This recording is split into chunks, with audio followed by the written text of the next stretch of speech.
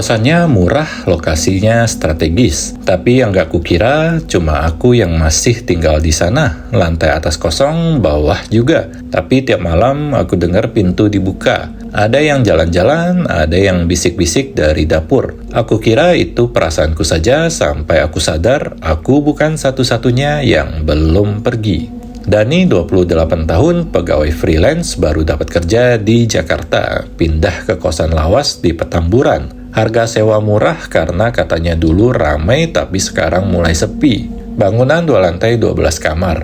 Saat Dani pindah, tinggal 2 kamar lain yang masih berpenghuni. Dalam seminggu, semua pindah menyisakan dia seorang.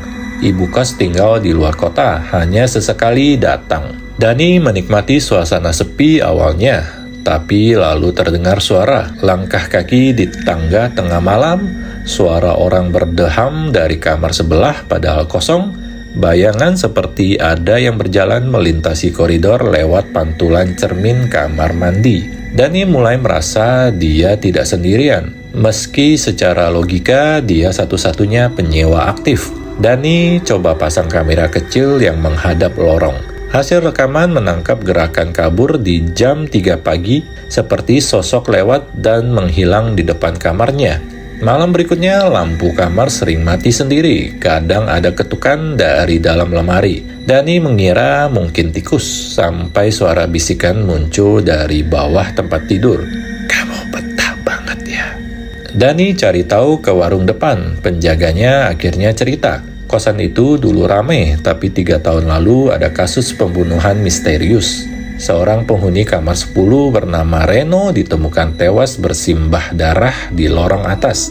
Tidak diketahui siapa pelakunya, semua penghuni mulai pindah. Dulu setiap malam sebelum kejadian, Reno mengaku merasa diawasi, tapi semua pikir dia paranoid. Sejak saat itu, satu persatu penghuni mengaku mendengar suara Reno di malam hari lalu mimpi buruk. Sekarang Dani menempati kamar nomor 10.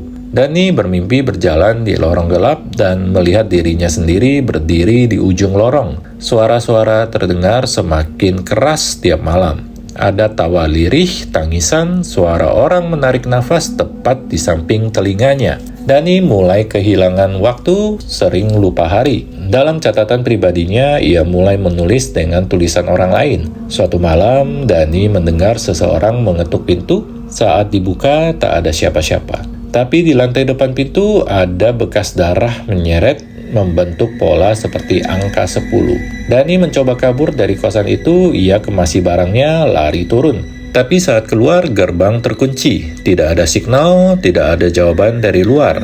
Dani masuk lagi, saat itu ia menoleh ke jendela kamar, ia melihat seseorang berdiri di luar jendela mengenakan bajunya sendiri. Beberapa hari kemudian, ibu kos datang. Semua kamar masih kosong, tapi kamar nomor 10 tampak baru dipakai. Ada jejak sepatu, sisa makanan, dan catatan harian dengan tulisan, "Aku bukan Dani, aku Reno, aku kembali."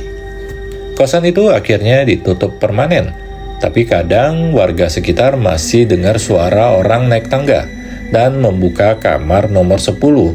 Tidak ada siapapun di sana, tapi suara itu selalu terdengar setiap malam Jumat.